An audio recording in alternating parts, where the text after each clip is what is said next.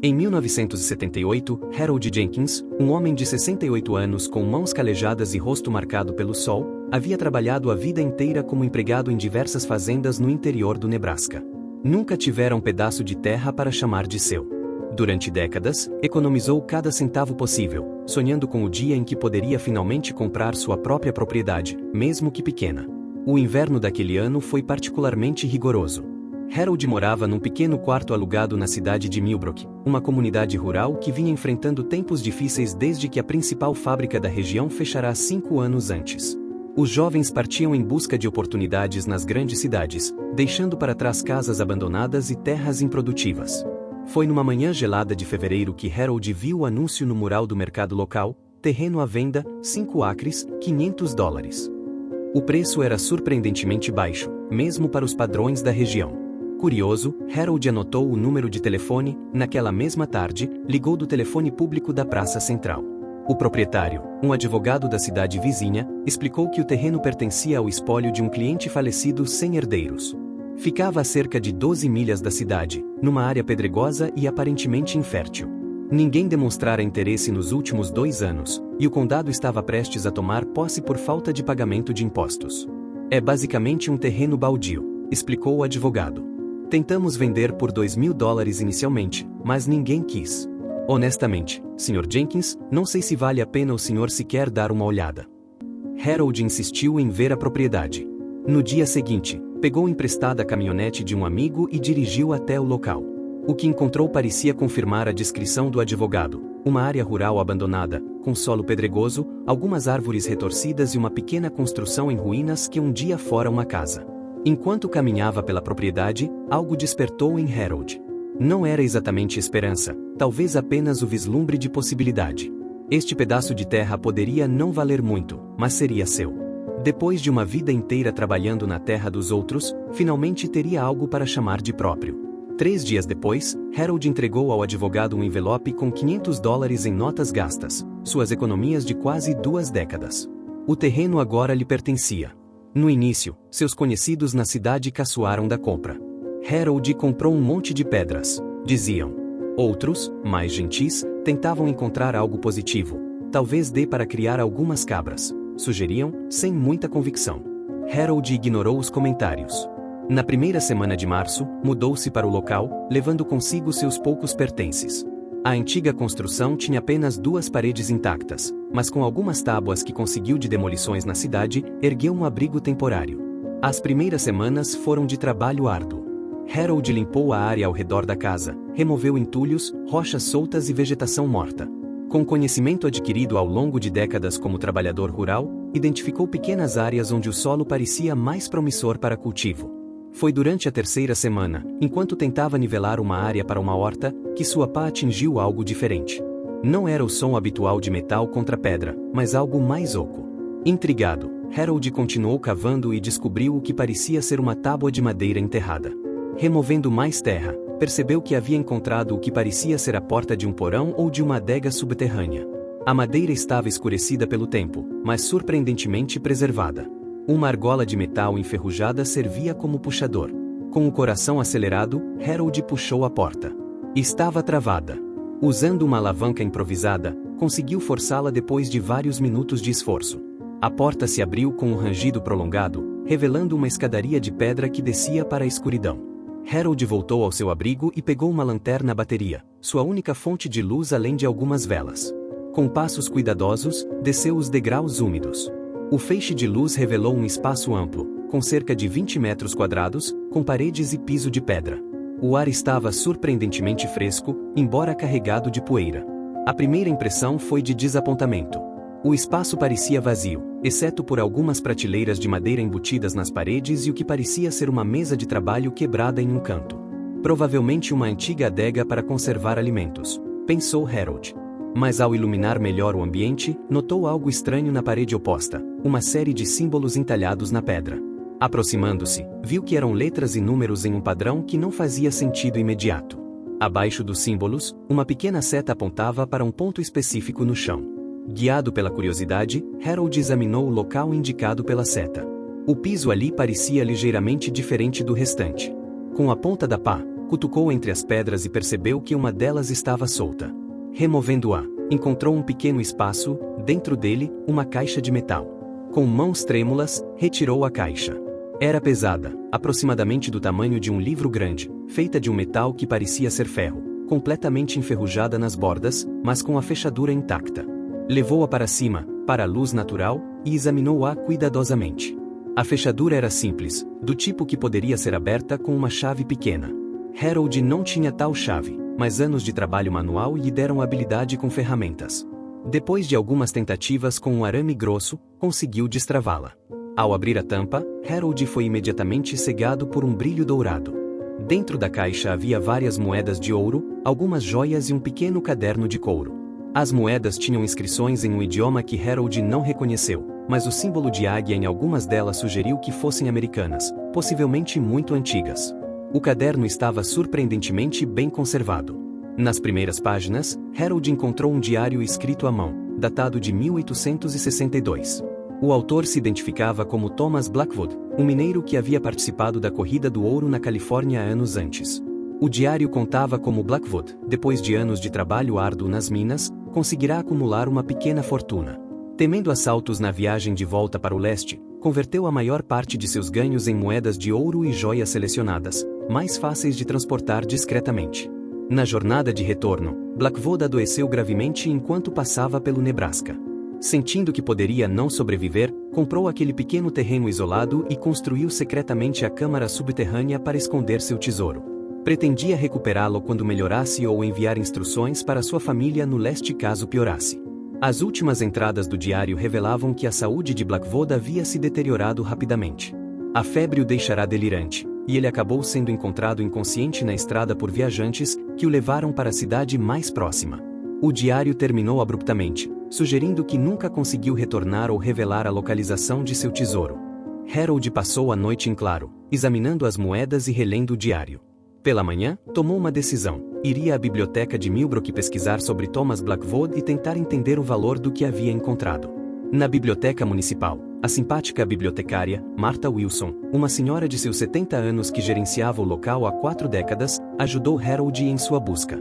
Nos antigos registros da cidade, encontraram menção a um homem chamado Thomas Blackwood que havia sido tratado por febre alta na pequena enfermaria local em 1862, falecendo poucos dias depois. Os registros indicavam que Blackwood não carregava muitos pertences quando foi encontrado, apenas algumas roupas, um relógio de bolso e uma pequena quantia em dinheiro. Sem identificação de familiares, foi enterrado no cemitério local, e suas poucas posses foram vendidas para cobrir as despesas do funeral. Não havia menção a ouro ou a uma propriedade. Harold mostrou a Martha algumas fotografias que tirara das moedas, sem revelar quantas possuía ou onde as encontrara. A bibliotecária sugeriu que consultassem um livro sobre numismática americana que a biblioteca mantinha. Ao folhear o livro, Harold sentiu seu coração disparar. As moedas correspondiam a águias de ouro americanas cunhadas entre 1838 e 1860. De acordo com o livro, essas moedas tinham valor nominal de $10 na época, mas para colecionadores modernos, dependendo da condição, cada uma poderia valer entre $10.000 e $50.000. Harold agradeceu a Martha pela ajuda e retornou ao seu terreno, a mente fervilhando com possibilidades. No total, havia contado 47 moedas de ouro na caixa, além de um pequeno conjunto de joias que incluía 2 anéis com pedras que pareciam ser rubis, um broche de pérolas e um camafeu entalhado em marfim. Nos dias seguintes, Harold continuou explorando a câmara subterrânea. Em um exame mais detalhado, descobriu uma segunda passagem, parcialmente bloqueada por pedras caídas. Depois de alguns dias de trabalho cuidadoso para remover os escombros, conseguiu acesso a uma segunda câmara, menor que a primeira. Esta nova câmara continha uma surpresa ainda maior. Prateleiras de madeira nas paredes sustentavam mais de 2 dezenas de barras do que parecia ser prata, cada uma com aproximadamente 1 quilo. Em um canto, uma arca de madeira reforçada com metal guardava mais moedas de ouro, estas de diferentes origens, algumas espanholas, outras francesas, e várias com inscrições que Harold não conseguiu identificar. O diário de Blackwood não mencionava esta segunda câmara nem a extensão total de seu tesouro. Harold especulou que o homem talvez tivesse feito mais de uma viagem para transportar tudo ou que tenha escondido intencionalmente parte de suas riquezas em um local separado como medida adicional de segurança. Percebendo a magnitude de sua descoberta, Harold enfrentou um dilema. A história fascinante e o valor histórico do tesouro sugeriam que museus e historiadores deveriam ser informados. Por outro lado, como legítimo proprietário do terreno, ele tinha direitos sobre o que estava enterrado ali. Após décadas de trabalho árduo e vida frugal, esta descoberta representava uma oportunidade única de transformação. Depois de muita reflexão, Harold decidiu adotar uma abordagem equilibrada. Procurou Edward Bailey, um advogado de reputação impecável na cidade vizinha de Carson Springs, e contou-lhe toda a história, mostrando fotografias do tesouro e o diário original. O advogado confirmou que, pela lei estadual, como dono legítimo da propriedade, Harold tinha direitos sobre o tesouro encontrado. No entanto, recomendou que ele documentasse adequadamente a descoberta e considerasse o valor histórico dos itens. Com a orientação de Bailey, Harold contratou um numismata certificado e um historiador especializado em história do Oeste americano para avaliar o tesouro. A avaliação preliminar foi surpreendente. Apenas as moedas de ouro americanas valiam mais de $2 milhões para colecionadores. As barras de prata, confirmadas como sendo de alta pureza, somavam aproximadamente 30 quilos e valiam cerca de $500 mil pelo metal em si, com prêmio adicional devido à sua origem histórica. Os especialistas ficaram particularmente intrigados com algumas das moedas estrangeiras, que incluíam raridades como dobrões espanhóis do século XVIII e napoleões de ouro franceses em perfeito estado de conservação. O valor total estimado do tesouro, incluindo as joias, ultrapassava $4,5 milhões. A notícia eventualmente vazou para a comunidade local. No início, houve ceticismo, afinal, era difícil acreditar que o velho Harold, que sempre viverá modestamente, tivesse encontrado uma fortuna. Mas quando o jornal regional publicou uma matéria com fotografias de algumas das moedas e entrevistas com os especialistas que avaliaram o tesouro, a história se espalhou rapidamente. De repente, Harold Jenkins, o trabalhador rural anônimo que muitos consideravam apenas um velho excêntrico que comprará um terreno inútil, tornou-se uma celebridade local. Repórteres de jornais estaduais e até mesmo de um canal de televisão nacional vieram entrevistá-lo. Harold, porém, manteve os pés no chão. Com a orientação de seu advogado e de um consultor financeiro recomendado por este, desenvolveu um plano para o tesouro. Decidiu doar 5 das moedas mais raras e o diário original de Blackwood para o Museu Histórico Estadual, garantindo que a história seria preservada para futuras gerações. Vendeu aproximadamente metade das moedas restantes para colecionadores privados através de leilões especializados, obtendo preços acima das avaliações iniciais devido à história fascinante por trás delas.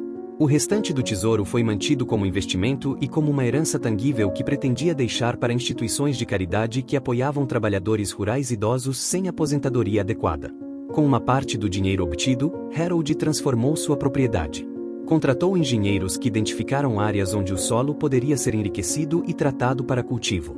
Instalou um sistema de irrigação moderno que aproveitava um lençol freático descoberto durante as obras. A antiga construção em ruínas deu lugar a uma casa modesta mas confortável, com energia solar e todas as comodidades que Harold nunca tivera.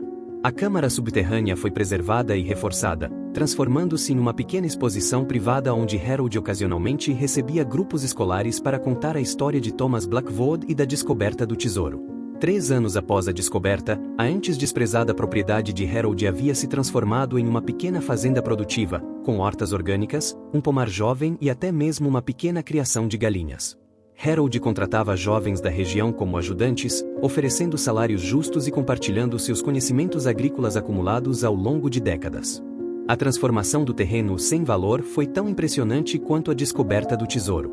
Agrônomos da Universidade Estadual passaram a visitar a propriedade regularmente, intrigados com como Harold conseguirá transformar aquele solo antes considerado improdutivo. Descobriram que a composição mineral única da área, antes vista como problema por ser pedregosa, na verdade criava condições ideais para certos tipos de cultivo quando propriamente trabalhada. Em 1985, 7 anos após a compra do terreno por $500, a propriedade de Harold foi avaliada em $380 mil, mesmo sem considerar o tesouro. Tornou-se um modelo de como terras aparentemente marginais podiam ser recuperadas com conhecimento, trabalho e os recursos certos. Harold nunca se casou nem teve filhos, mas nos anos seguintes à descoberta, formou uma espécie de família com os jovens que trabalhavam em sua fazenda e com os vizinhos que, ao longo do tempo, haviam se estabelecido nas proximidades, atraídos pela revitalização da área. Em 1992, aos 82 anos, Harold estabeleceu a Fundação Jenkins Blackwood, destinada a preservar tanto o legado histórico do tesouro quanto a transformação agrícola realizada na propriedade. A fundação oferecia bolsas de estudo para jovens rurais interessados em agronomia sustentável e financiava pesquisas sobre recuperação de solos degradados. Em entrevistas, Harold sempre enfatizava que o verdadeiro tesouro não foram as moedas ou as barras de prata, mas as possibilidades que elas desbloquearam. Thomas Blackwood passou a vida buscando ouro nas montanhas da Califórnia, dizia. Eu passei a minha trabalhando a terra. No final, ambos encontramos valor onde outros não viam. Harold faleceu pacificamente em sua propriedade em 1998, aos 88 anos. Conforme suas instruções, foi enterrado em um pequeno monte com vista para os campos que havia transformado. Sua lápide, simples como ele sempre fora, trazia apenas seu nome, datas e uma frase que ele mesmo escolhera: o verdadeiro valor está além do que os olhos podem ver. A história de Harold Jenkins e do tesouro de Blackwood continua sendo contada na região. A propriedade, agora administrada pela fundação que ele criou, funciona como uma fazenda-escola onde novas gerações aprendem sobre agricultura sustentável e a importância de enxergar potencial onde outros veem apenas limitações. Quanto ao restante do tesouro que Harold manteve, conforme suas instruções testamentárias, a cada 5 anos uma moeda de ouro é vendida em leilão, com os rendimentos financiando projetos da fundação. Desta forma, o tesouro que permaneceu oculto por mais de um século continua gerando frutos, transformando vidas assim como transformou a de Harold e a terra que um dia foi considerada sem valor.